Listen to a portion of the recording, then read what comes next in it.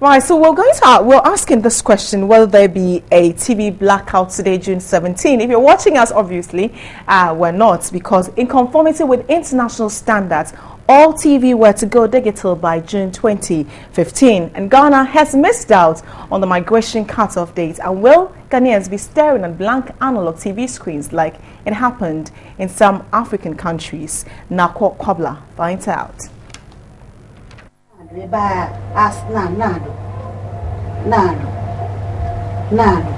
Digital terrestrial television, a complex process Betty struggled to understand, but staring at a blank TV screen, which could be the case, is what she could not come to terms with.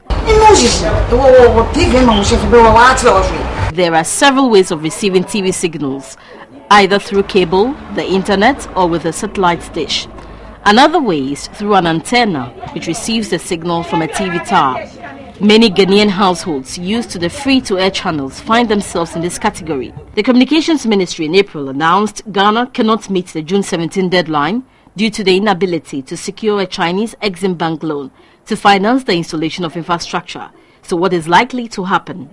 There will be a simulcast, which simply means there will be an analog transmission alongside the digital. The period of the simulcast will be determined by the NCA.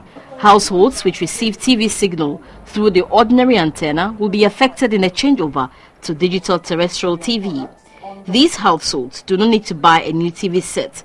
They will have to obtain a set-top box which will convert the digital signal to analog for their televisions. Otherwise, they would have to buy an inbuilt digital tuner. But remember, not all flat screens are digital. Migration to digital terrestrial comes with its benefits for content providers and viewers. More channels with quality sound and images. Is TV3 ready for the digital migration? Yes, TV3 launched its Studio MCR digitization in March 2013, which means TV3 is fully ready to take off at the least opportunity. The Ministry of Communications has set February next year to migrate every household in the 10 regions onto the digital platform. And we understand the Ministry of Communication held a press conference on this, or is still holding a press conference on this. Nako Kwabla, who put the story together, is on the line now to bring us the very latest. Nako, good afternoon. Good afternoon to you, Bridget. All right. What exactly are they saying? We missed out, but what is the Ministry of Communication saying about it?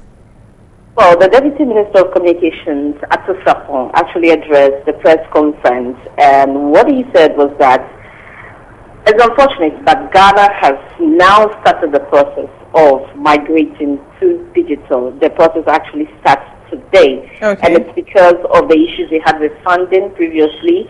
And now a local company, KMIT, has actually won the bid to start the process all over again. So it will start with Accra and Ashanti, which will be the first phase, and it's expected to be completed in October 2015. So by October 2015, people in Accra and Ashanti should start experiencing some digital, signals on their TV set. That's if you have a digital TV set. And then it will continue with Volta, Upper East, Upper West, and the Northern region, and these parts should be completed by December 2015.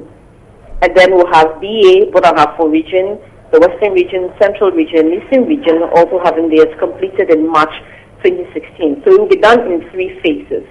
But then you mentioned that after March 2016, the MPE is not going to shut off the analog terrestrial transmission. Sure. We are going to have both analog and digital running side by side. If in the previous story you had the head of engineering of TV3 talking about simulcast. So we'll have both the analog transmission and the digital transmission running for 1 year.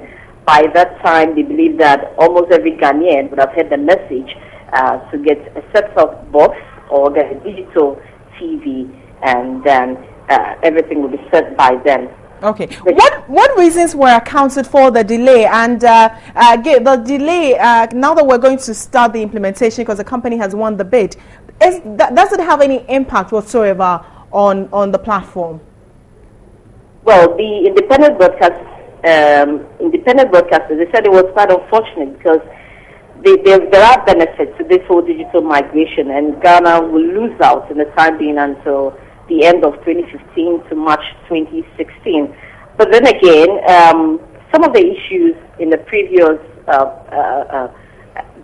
arrangements were funding. The previous contract that was given, the contractor had actually also taken a loan getting a loan from the Exim Bank, the Chinese Exim Bank, which was not forthcoming, and that delayed the process. The government had to go to court to abrogate that contract. Okay. That was done, the minister said, between December and January this year. So right from the start, it was very unlikely that we'll meet this June deadline. Bridget. All right, Nako Kwabla, thank you very much for joining us. We're live on TV.